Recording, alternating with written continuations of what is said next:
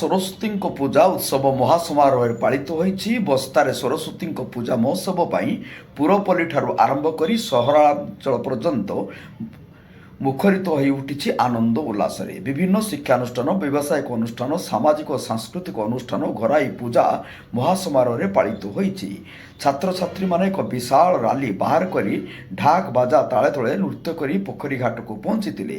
ପ୍ରତିବର୍ଷ ପବିତ୍ର ଶ୍ୟାମସୁନ୍ଦରପୁର ପୋଖରୀ ଘାଟରୁ ଜଳ ଅଣାଯାଇ ଘଟ ସ୍ଥାପନ କରାଯାଇ ମା ସରସ୍ୱତୀଙ୍କ ମୃଣ୍ମୟ ମୂର୍ତ୍ତିକୁ ପାରମ୍ପରିକ ରୀତିନୀତି ଅନୁସାରେ ପୂଜାର୍ଚ୍ଚନା କରାଯାଇଥିଲା।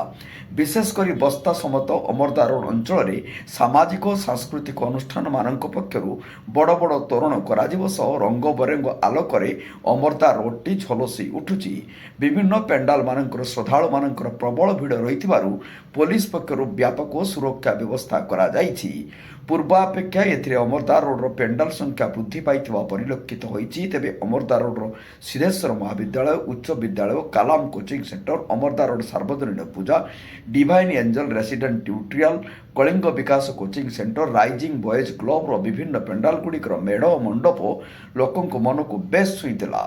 ସନ୍ଧ୍ୟା ସମୟରେ ଆଳତୀ ଦେଖିବା ପାଇଁ ପ୍ରବଳ ଭିଡ଼ ହୋଇଥିବା ବେଳେ ବହୁ ମାନ୍ୟଗଣ୍ୟ ବ୍ୟକ୍ତି ପହଞ୍ଚି ପୂଜା ଅର୍ଚ୍ଚନା କରିଥିଲେ। ସବୁ ଅନୁଷ୍ଠାନରେ ପ୍ରସାଦ ସେବନ ବ୍ୟବସ୍ଥା କରାଯାଇଥିଲା ବେଳେ ବିଭିନ୍ନ ସ୍ଥାନରେ ସାଂସ୍କୃତିକ କାର୍ଯ୍ୟକ୍ରମ ଅନୁଷ୍ଠିତ ହୋଇଥିଲା। ବସ୍ତାରୁ ଶିରିଷ ମହାନ୍ତିଙ୍କ ରିପୋର୍ଟ, ଜନତା ଏକ୍ସପ୍ରେସ।